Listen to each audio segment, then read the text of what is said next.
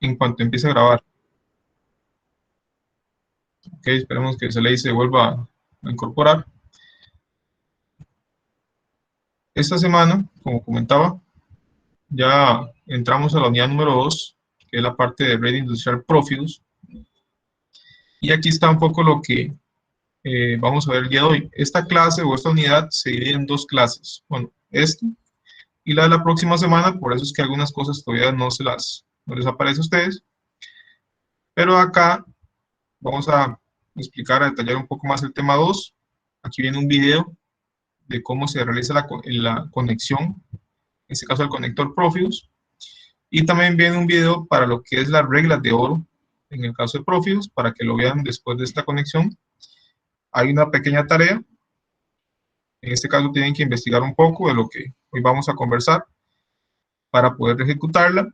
Y después también les puse un extra, que es de un protocolo que no se va a evaluar en el curso, pero que sí es muy utilizado hoy en día. Es de los protocolos, por decir casi que de los primeros, que tienen muchísimos años, pero sigue vigente hoy en día y se utiliza muchísimo. Entonces aquí les coloco esto, ahí me parece que en inglés, pero igual pueden habilitar que los comentarios vengan en español si fuera necesario. Eso sería lo que está ahorita en material. Vamos a iniciar con lo que es la presentación de esta semana, que como les adelantaba, es la unidad 2, Red Industrial Profidus. Ok, este es el símbolo, que lo pueden encontrar en diversas documentaciones, ya haciendo referencia a ese protocolo. Ok, ¿qué es Profidus?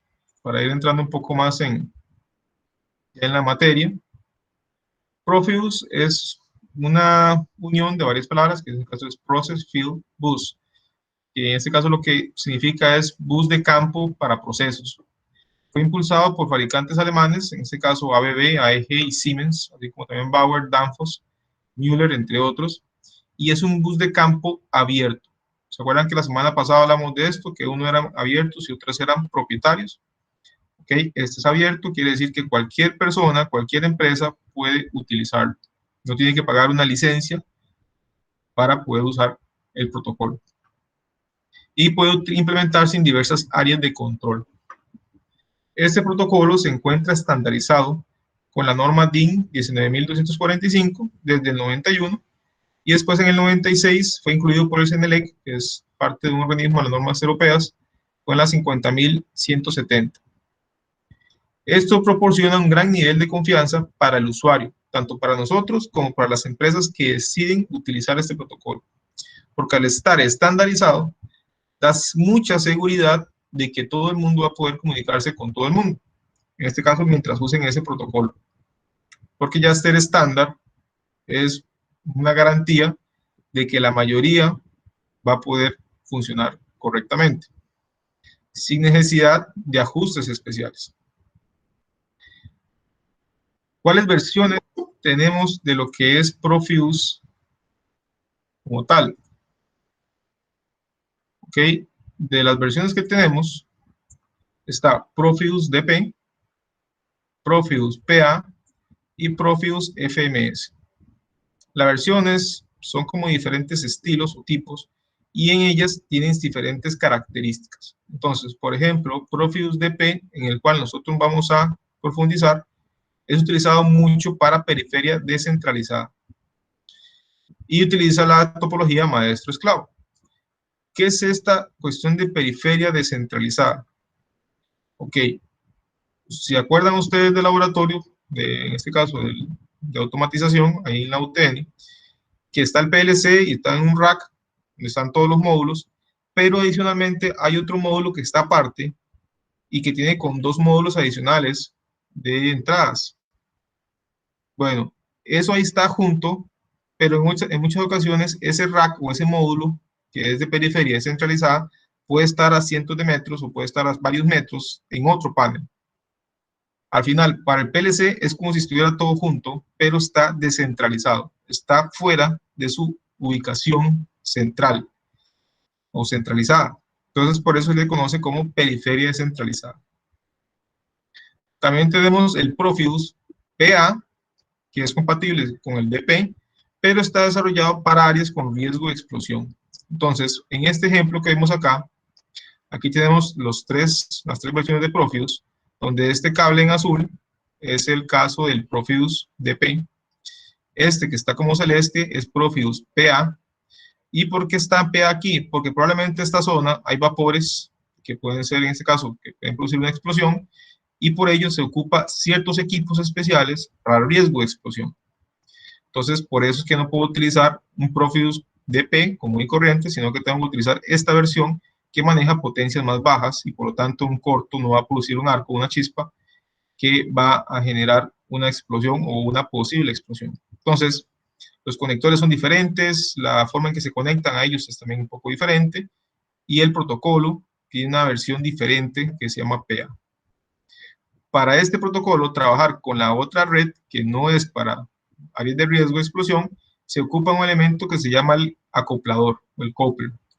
Es un acoplador que pasa de DP a PA o de PA a DP, es igual, es una comunicación bidireccional, pero sí se ocupa este elemento para hacer esa interconexión. Después tenemos el Profidus FMS, que no es tan usado, pero se debería usar cuando tenemos comunicaciones de altas velocidades. Pero lo que pasa es que cuando tenemos altas velocidades, normalmente ya no usamos Profidus, sino que usamos Ethernet. Entonces, por eso es que también se ha visto mucho, la parte se ha visto relegado y no es tan ampliamente utilizado. Y normalmente se usa para aplicaciones más complejas como comunicación entre controladores, principalmente cuando hay mucha transferencia de datos. ¿Ok? Ese va a estar aquí en este cable morado. Vean que aquí hay un PLC, aquí hay otro PLC, entonces entre ellos se comunican por Profidus FMS, así como también puede ser con una HMI. ¿Qué dudas hasta acá, jóvenes? Profe, entonces, usted me está diciendo, bueno, yo estoy entendiendo que Profibus es un protocolo de comunicación, pero también tiene que ver con la parte de hardware, no solamente software, porque dice que pues me imagino que son, los keys vienen a prueba de explosión y los cableados y todo lo demás. Es más que todo como el cableado y los conectores. Ahorita vamos a ver los conectores típicos. En el caso de riesgo de explosión son diferentes, son sellados. Listo, entiendo, gracias. Perfecto. Ok, entonces. Profe, una preferida descentralizada. ¿Qué es, profe? Eso es lo que comentaba al principio, que son módulos como estos, donde no es un PLC, sino que lo que es una ET200, que lo que hace es que me permite que el PLC no tenga todo centralizado, que no tenga todos los módulos de entrada y salida en un solo panel, sino que yo puedo agarrar este módulo, que es el ET200, y ponerlo en un panel que puede estar a 100 metros o a más, y ahí conectar los módulos de entrada y salidas que van a estar descentralizados. A eso se refiere con eso. La comunicación en la que ese módulo descentralizado y el PLC se comunican es por medio de Profidus DP. Profe, yo me acuerdo que yo, no sé si fue con usted o con otro profesor que yo había visto que eso también eso es en la HMI, perdón, o no sé, cuando uno va a hacer esa programación, uno lo que hace nada más es jalar un cable de un módulo al otro. ¿O cómo es que sería eso ya en la parte de programación? Sí, correcto. Se hace una conexión de un módulo descentralizado a lo que es el PLC. Y ahí se direcciona, o estoy mal.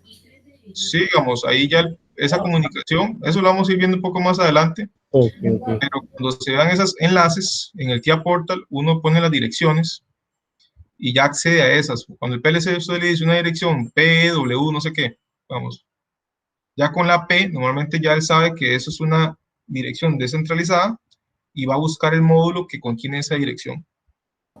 Ok, gracias, profe. Vamos. Ok, sigamos por acá. Bueno, esta es una tabla un poco más detallada de lo que son las diferentes versiones y con las típicas aplicaciones o dispositivos a los que se conectan. Entonces, ahí nada más es eso. Aquí lo más importante es el tema de la velocidad. Vean que cuando es FMS y DP pueden trabajar hasta 12 megabits por segundo, pero cuando es PA tienen que trabajar a velocidades más bajas, y es un tema por la cuestión de esta del riesgo de explosión. Para trabajar con menos potencia, entonces limita aún más las velocidades. Ok, prácticamente es esta tabla, es eso.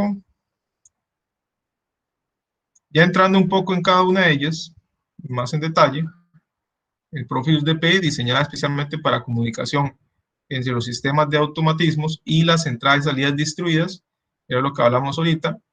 Un sistema típico Profibus DP consiste en la estructura maestro-esclavo, donde el PLC o la PC funciona como el maestro y los dispositivos remotos de entrada y salidas y otros dispositivos funcionan como esclavos. ¿Quiénes son esos esclavos? Pueden ser periferia distribuida, puede ser un variador, algún equipo ahí específico, en este caso aquí está el variador, y puede ser otro elemento de control o de monitoreo que sea también un sistema esclavo. Recordemos que la filosofía maestro-esclavo es que el maestro es el que lleva el control de la comunicación. Entonces, únicamente los esclavos van a contestar cuando el maestro les pregunte algo. Antes de eso, ningún esclavo inicia la comunicación. Ahorita vamos a ver una versión ahí que permite cierta comunicación entre esclavos, pero no es lo típico. Normalmente, en esta topología maestro-esclavo, siempre el maestro es el que inicia la conversación y el esclavo simplemente le responde. Profe, ¿Sí? entonces, digamos, un esclavo vendría siendo, qué sé yo, un relé, un contactor y cosas así. Un contactor no, O- porque es un contactor común y corriente, no, porque es mecánico, no tiene comunicación. Son únicamente dispositivos que tengan la capacidad de trabajar con Profibus. En este caso, es una comunicación digital. ¿Y cuáles ejemplos serían como algunos de esos dispositivos? Como los que vemos ahí en imagen. Sí, como eso, como un variador de frecuencia, por ejemplo, que tenga, en este caso, el protocolo Profibus. O, por ejemplo, la HMI, que ya se trabajó en Auto 2 con una HMI por medio de Profibus. Entonces, esos elementos son elementos esclavos que únicamente van a iniciar la conversación o únicamente van a contestar cuando el maestro pide datos. Entonces, este es como, por ejemplo, la periferia descentralizada. Este es el PLC, y aquí yo tengo una periferia descentralizada donde tengo igual módulos de entradas y salidas, y el PLC puede acceder a esos datos de esas entradas y salidas a través de esta periferia descentralizada, que aquí hay un módulo que normalmente el modelo es LT200, hay varios, pero el más común es LT200. Ese es el que permite hacer como la interfaz para que el PLC acceda de forma muy fácil a los datos de este esclavo. ¿Ok? Entonces, por aquí estaríamos con DP. El PA es prácticamente igual al DP, pero, como mencionábamos, es para zonas donde hay riesgo de explosión. Entonces, los conectores, vean que son un poquito diferentes, la forma en que se hacen las uniones. Todo está muy sellado, porque son zonas de alto riesgo, entonces hay que evitar a toda posibilidad de que haya una chispa, algo que pueda producir una explosión. Entonces, esta zona es diferente. Y aquí está lo que hablamos que era el acoplador, o el DPPA Link, también se llama ese nombre, que es el que se encarga de conectar aquí en Profibus PA con Profibus DP, para que se pueda existir esa comunicación entre esta red y lo que es el PLC.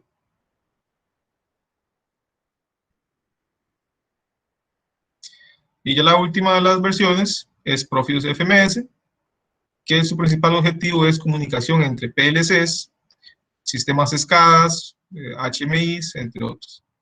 Pero como antes les mencioné, ya normalmente cuando ocupamos algo así como esto, ya ahí entramos con Ethernet IP o con alguna versión de Ethernet como Profinet u otras versiones, donde ya es más o se reliega el uso de Profibus FMS.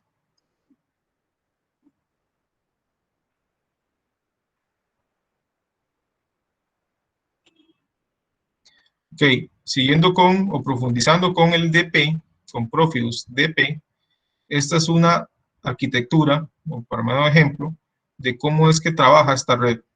Entonces, aquí yo tengo un maestro, que es este PLC, y tengo la fuente, tengo el CPU, y tengo, digamos, que entradas y salidas. Esta es la CPU 414, quiere decir que es un PLC de la gama S7400, que es de la alta gama. Y aquí tengo otro PLC, que es un CPU 314, parecido a los que hay en la laboratorio, igual con su fuente, su CPU, y aquí viene un elemento que tal vez no hemos visto antes, que es una CP. Eso es un procesador de comunicaciones. Es una tarjeta de comunicación. En este caso es una tarjeta para Profibus. Entonces, puede ser que el PLC ya venga con entradas para Profibus, así como para Ethernet o Profinet, a como puede ser que el CPU no las tenga o no las quiera usar y instale una tarjeta adicional para la parte de comunicación. Después aquí tengo otro esclavo, aquí tengo otro esclavo y aquí tengo otro esclavo. Esta es la ET200 que yo les mencionaba ahorita, que en este caso es la que está acá, es el modelo CM153, igual con su fuente, en este caso es la ET200, y aquí vienen las entradas y salidas, los módulos de entradas y salidas, por eso se llama esclavo modular, y es como si el PLC fuera como una especie de un brazo o una extensión, como si yo hubiera agarrado estas entradas y los hubiera colocado aquí.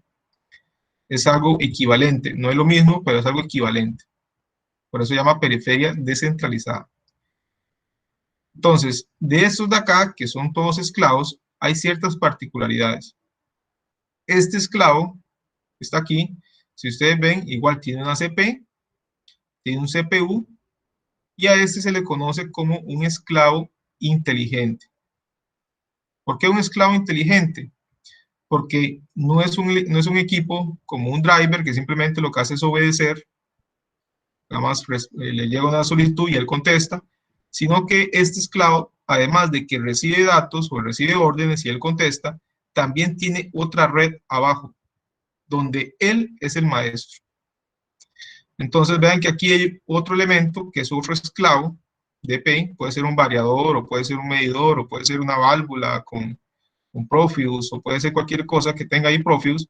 Entonces vean que este tiene una pequeña red de un elemento, igual es él un maestro en esta red.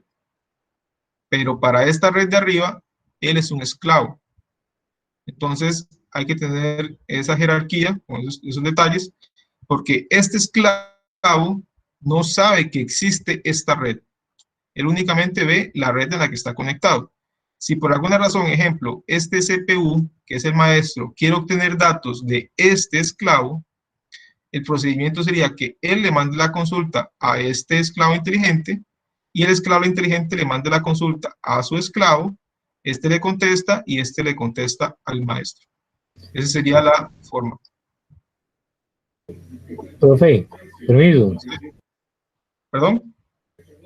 ¿Las conexiones de ellos serían todas Profibus o solo nada más la que va entre el maestro y el esclavo, así inteligente, por así decirlo? No, todas estas conexiones que estamos aquí son Profibus. Okay. Es el único protocolo ahorita que hemos visto y es ahorita el único con el que estamos trabajando. Hasta llegar a los esclavos, todo va a ser Profibus. ¿Perdón? ¿No te escuché? Hasta llegar a los esclavos, todo, completamente todo. Sí, todas estas conexiones acá, todo esto es Profibus, todo esto.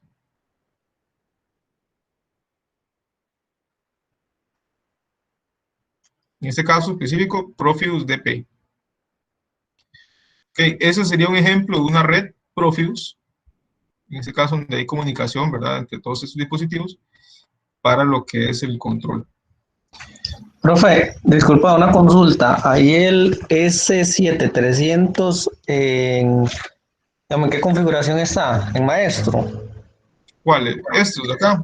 No, el de la derecha, el S7300. El de arriba. ¿Correcto? Este está como un esclavo. Ah, ok, eso era.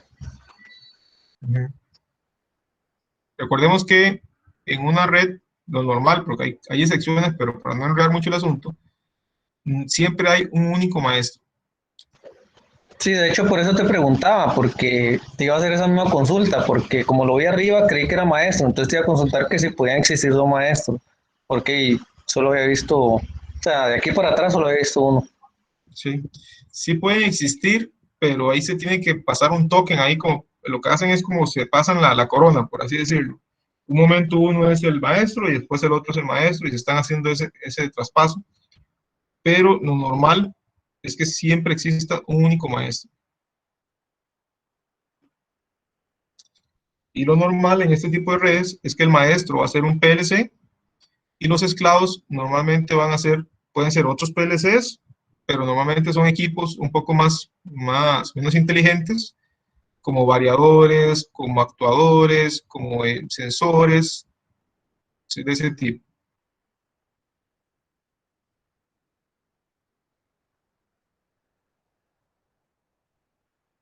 Ok, entonces estamos por acá.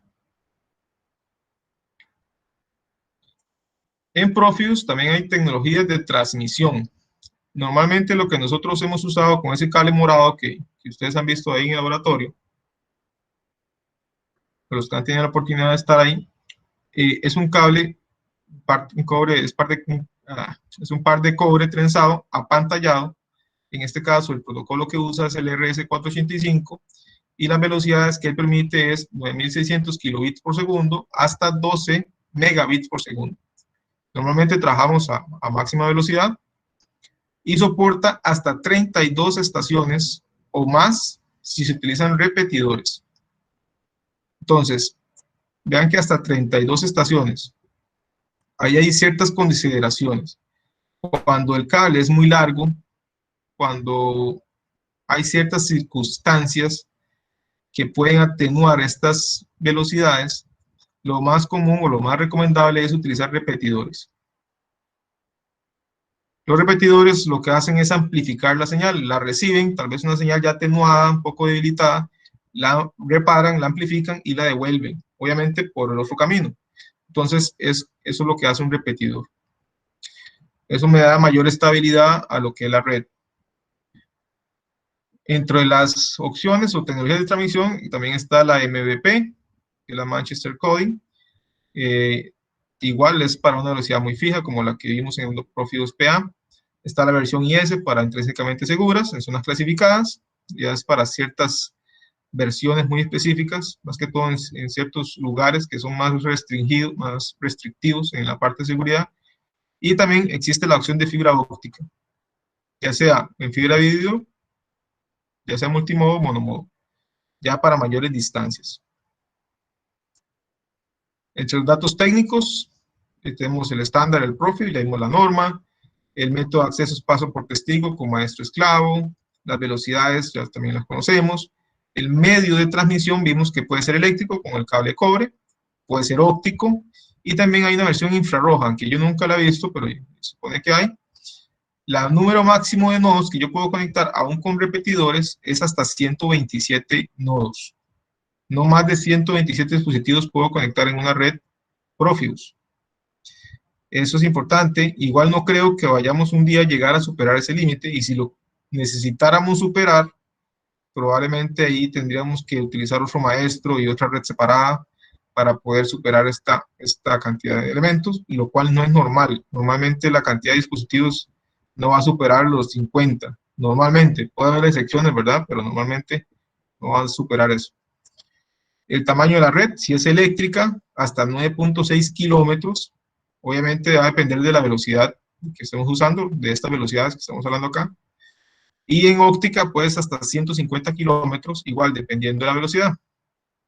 Recordemos que en comunicaciones, o los que no saben, ahí les voy a pasar el dato, entre mayor sea la velocidad de transmisión, menor es la distancia que puede alcanzar. Entonces, si yo utilizo 12 megabits por segundo, los cables no pueden ser muy largos, porque si yo pongo un cable muy largo, va a haber muchas pérdidas y al final no va a ser efectiva la comunicación, se va a perder. Cuando yo tengo que cubrir distancias muy largas, lo que hago es bajar velocidad para que los datos sí vayan a llegar. Entonces, ese es un concepto que debe tener presente. A mayor velocidad, menor la distancia. Siempre es inversamente proporcional. Hay topologías, en este caso la topología más común es el bus, árbol, estrella, anillo redundante. Ahorita la vamos a detallar un poco más. Y las aplicaciones normalmente son comunicación de proceso, campo y datos.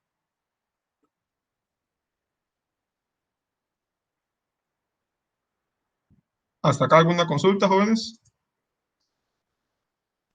En el caso de la comunicación eléctrica, profesor, dice que puede ser por fibra o eléctrica. ¿Sería por la misma red o, bueno, o sería por una línea aparte? No, lo que se usa son convertidores. Cuando ya tengo que pasar a fibra, normalmente los PLCs, normalmente lo que tienen es conexión a cobre. Entonces, si yo ya tengo que pasar a fibra, tengo que conseguir un convertidor de cobre a fibra en ambos puntos, ¿verdad? En la salida y en la llegada, para hacer el cambio de la capa física. Por eso, pero digamos, en el caso de que fuera solo eléctrica, sería por un cable aparte, un cable de cobre, a donde No, iría la... no es el mismo cable. O sea, va el mismo cable con los diferentes dispositivos. Y si algún equipo está muy largo y tengo que mandarlo por fibra, simplemente coloco ese convertidor en un punto de conexión y va por fibra a ese otro equipo. Ahí hay un otro convertidor de fibra a cobre, se conecta al equipo y ahí pasa la comunicación. Ok, listo, gracias. Gusto. Ok, en las versiones Profibus DP, vean que recuerden que antes vimos que Profibus tiene tres versiones, DP, PA y FMS. Pero en el caso de DP también existen tres versiones. Hay una subdivisión.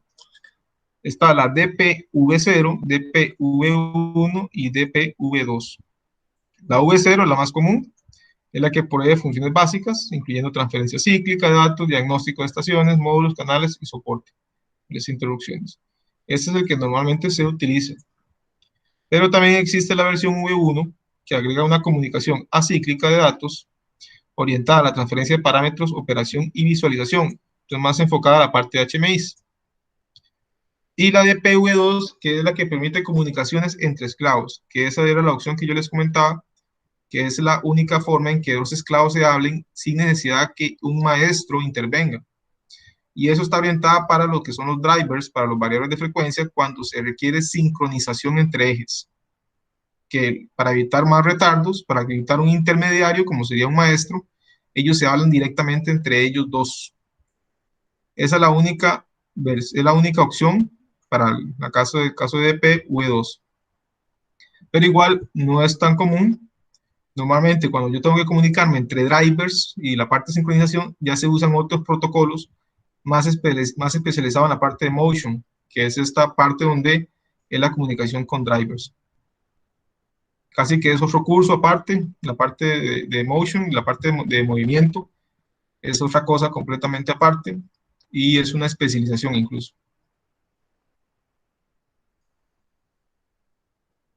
Ok, ya regresando un poco a la capa física, viendo lo que son los cables, cómo son ellos, cómo están construidos. En el caso típico del cable de cobre, en este caso es un par trenzado, un cable color rojo y otro color verde. Y aquí viene un apantallado que es importante no eliminarlo. Cuando vamos a hacer el conector, ustedes lo van a ver en el video ahí, cómo se utiliza el apantallamiento.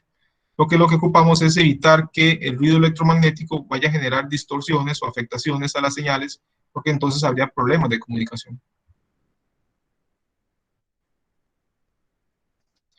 Ese es el conector.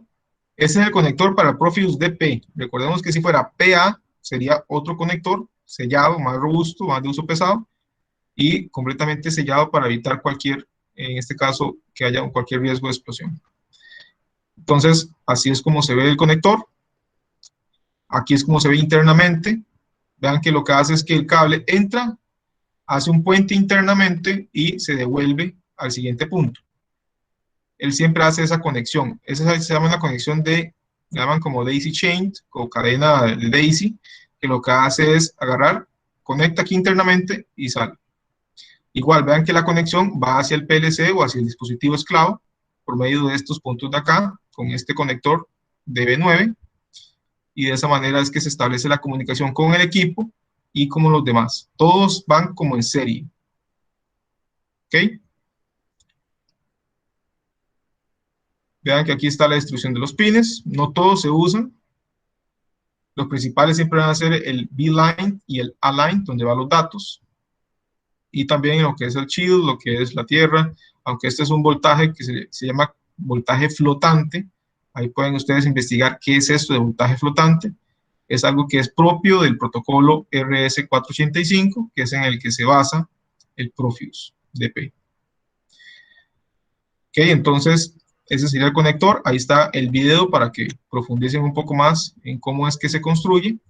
Aquí venían unas imágenes con esta herramienta, que igual esta herramienta está en el laboratorio de electrónica, y normalmente para esta clase ustedes fabricaban un conector, bueno, ahí fabricaban un cable y le colocaban los conectores y utilizamos esta herramienta. En este caso y no tenemos esa posibilidad, entonces ahí sería como verlo con el video.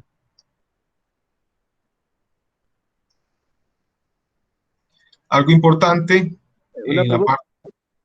Sí, esta, adelante. esta peladora no es la misma que usa la gente de cable para el coaxial, ¿no es parecido?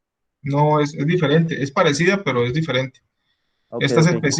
es específica para eso. Ahí tiene unas medidas que es para, dependiendo del tipo de conector, y hacen algo parecido, pero sí tienen sus diferencias. Ok, listo. Ok, en la parte de la resistencia terminal, esta resistencia terminal es este elemento que se ve aquí en la imagen, esta resistencia que está aquí.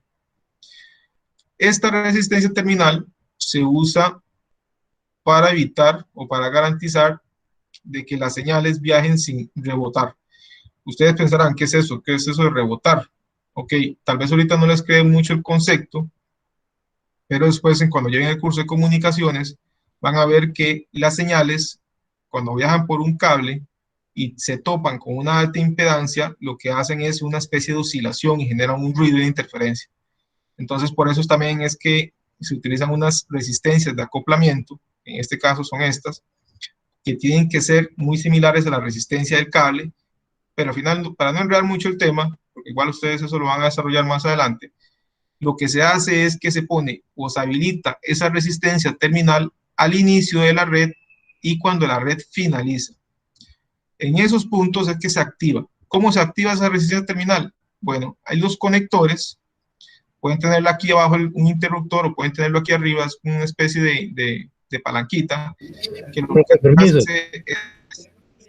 ¿Puede aumentar un toquecito la imagen? ¿Sí? ¿Perdón? ¿Puede aumentar un toquecito la imagen? ¿En qué parte? ¿En esta? Sí, repetir lo que dijo con respecto a la resistencia, por favor. Ok. Aquí es la resistencia que estamos activando, sería por medio de este interruptor o de un interruptor que estaba por aquí a un costado. Entonces, por medio de ese interruptor es que habilitamos la resistencia terminal y siempre se debe habilitar únicamente al inicio de la red, en este caso aquí inicia, y donde finaliza para garantizar ese o evitar esa interferencia. Hay veces que cuando son cables muy cortos, uno puede llegar y no habilitarla y no va a pasar nada. Pero cuando tengo cables que ya van con una extensión considerable, cuando ya es una red un poco más grande, siempre se debe de colocar al inicio y al final. ¿Ok? Profe, ¿qué pasa si yo soy bien chapa, si lo activo entre cada una de ellas? Se jode o algo así, no funciona. Puede generar problemas al siguiente equipo. Vamos, si yo lo activo aquí, ya puedo hacer que este equipo pierda conexión o que algunas veces funcione y otras veces no. Ok. Profe, ¿Sí? en la imagen anterior, En esta. correcto. Yo estoy viendo, digamos, la imagen de la izquierda solo tiene conectado un cable, pero en la derecha veo como que entran dos cables. Digamos que yo no voy a hacer la conexión entre ellos. Digamos que yo conectaría solo un PLC con HMI, donde solo iría un cable en el conector. Sí, Se correcto. utilizan, porque yo veo que el conector tiene varios pines, pero el cable solo tiene dos cables por dentro. Sí, correcto. Entonces se conectan esos dos cables que tienen, más el children, más la tierra, ¿es así? ¿sí? Se conectan en este caso, los principales es el 3, el 8, que es donde va la información, y después el 6, que en este caso es, bueno, es más que todo para la licencia terminal. Pero sí, los principales es el 8 y el 3. Ah, ok, gracias. Con gusto.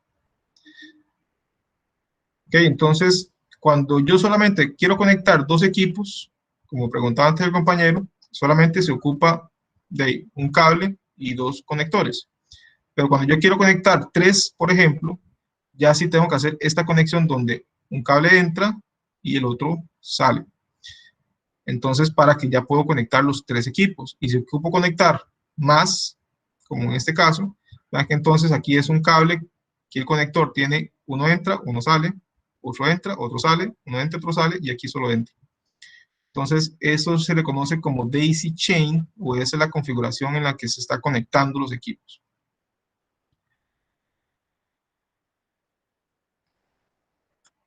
Ok, lo que son las formas de configuración. Si ustedes se acuerdan de TIA Portal, vamos a abrir aquí TIA.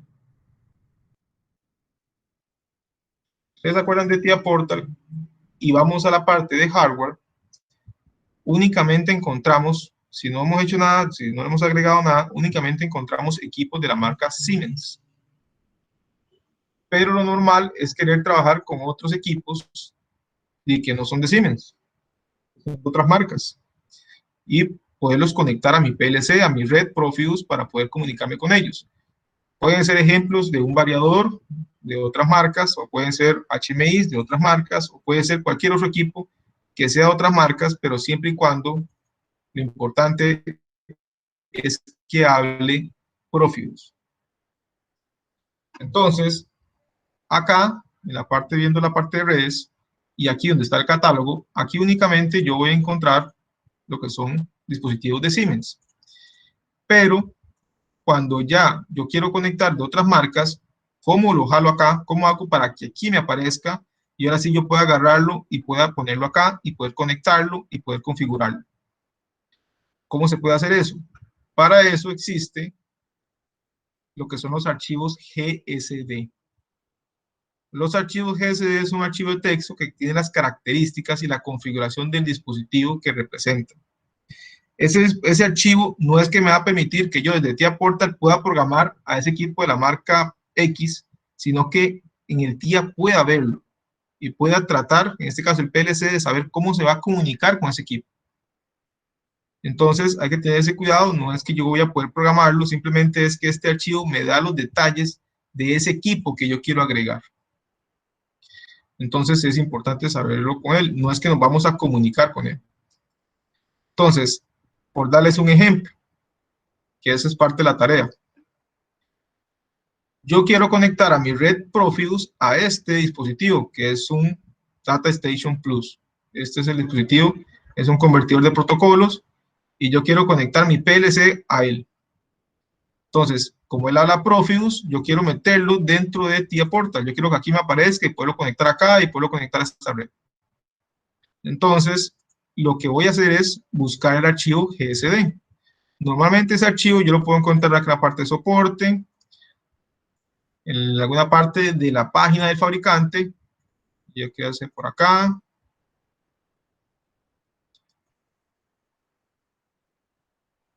En la parte de software and firmware, vamos a ver por aquí, y aquí está Profibus GSD Files.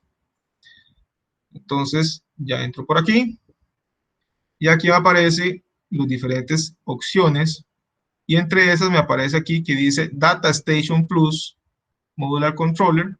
Entonces, voy a darle clic, y ya me va a descargar el archivo GSD. Como mencionaba, este archivo GSD es un archivo de texto. Entonces, si lo abrimos, vemos que aquí lo que hay es un montón de texto, donde me da como las configuraciones, las características de ese dispositivo. Entonces, en la tarea, ustedes van a buscar esta página, van a descargar este archivo, y van a buscar cómo es que se hace para que en TIA Portal yo pueda agarrar ese archivo, cargarlo acá y que lo pueda conectar después a esta red. Esa va a ser la tarea o la práctica que tienen que hacer ahorita cuando terminemos esta conexión. ¿Está claro esa parte, jóvenes? Otra vez. ¿Cómo lo tenemos que hacer? Descargar ese archivo y investigar cómo correrlo, ¿eh? Correcto. Pero la tarea sería para el otro viernes. A más tardar para los viernes. Ojalá la puedan hacer de una vez, para si tienen dudas, una vez contestarles. Y si no, igual la idea es que la puedan por lo menos avanzar hoy. Ok, entonces eso es lo que es el archivo GSD. Además de los archivos GSD, también existen otros que se llaman DTMs. Ese no es como para el TIA Portal, el TIA Portal es con GSD, pero para DTM existen también para otro software, otros sistemas, como por ejemplo el de Endress & Hauser, igual es un ejemplo que venía por acá.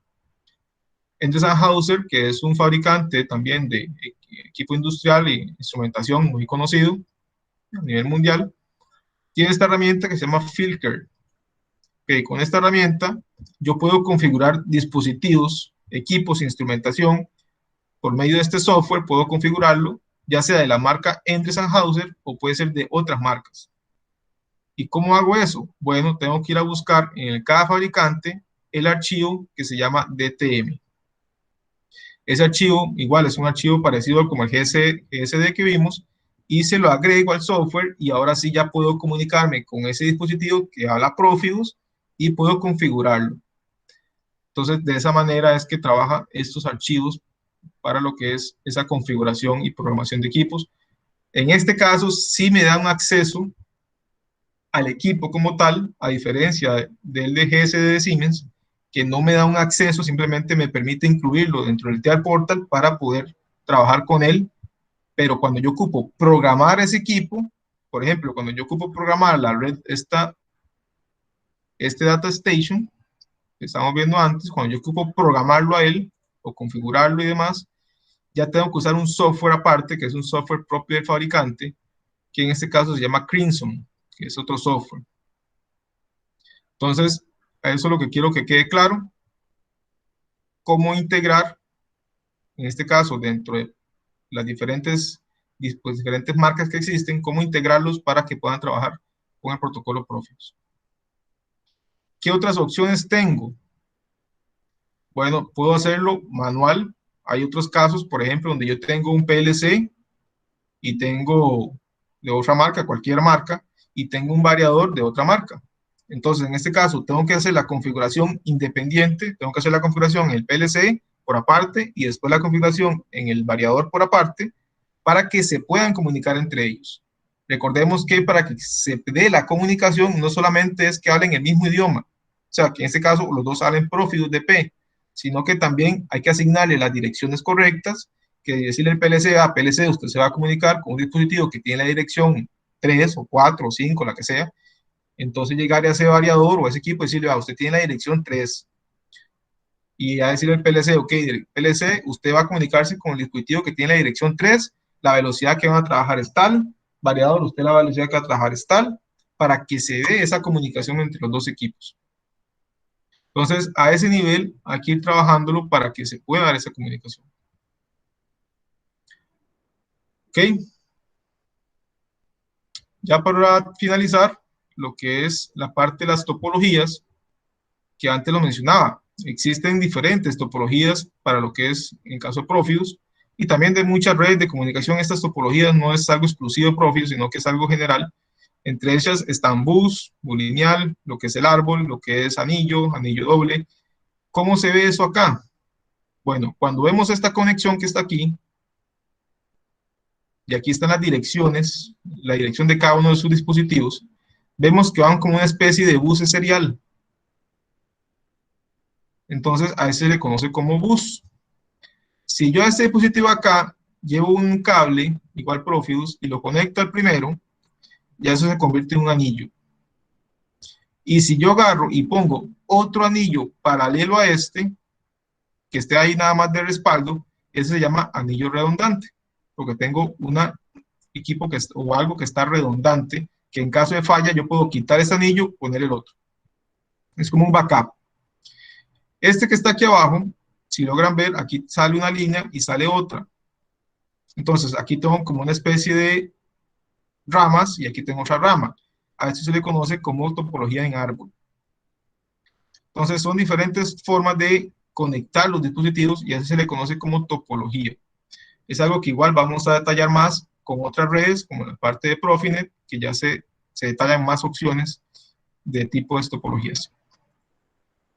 Ok, jóvenes, eso sería todo lo que estaba para hoy. No sé si hay alguna consulta con la presentación o alguna de la explicación.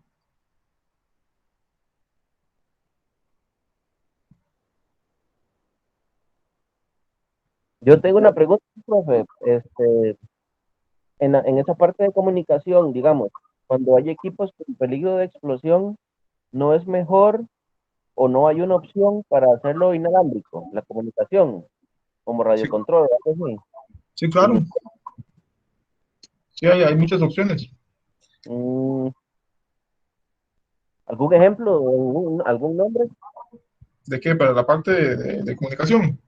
¿Sí? Normalmente se utilizan las redes de baja potencia como el LoRaWAN. Es uno que se utiliza mucho a ese nivel.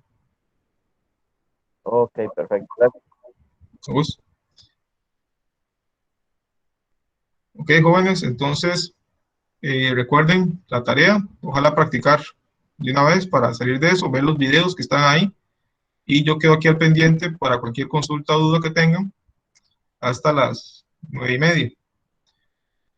Si fuera el caso y la tarea no la terminan hoy, igual tienen chance hasta el próximo viernes para resolver. Nada más ahí, para que quede un poco más claro, vamos a chequear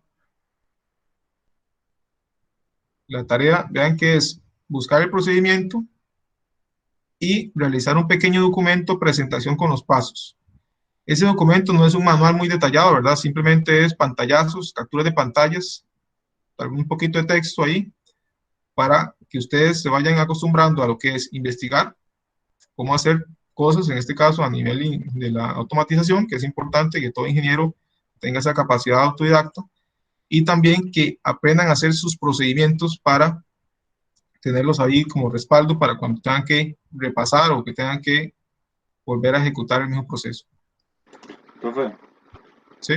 una preguntilla, ¿qué formato llevaría esa pequeña investigación o solamente es no sé, una página de texto o Sí, cómo se... unas páginas de texto. Es algo más para ustedes, no es como para presentar una tesis, o es algo muy informal, ¿verdad? Ok, ok. Como un resumen. Como un resumen, correcto.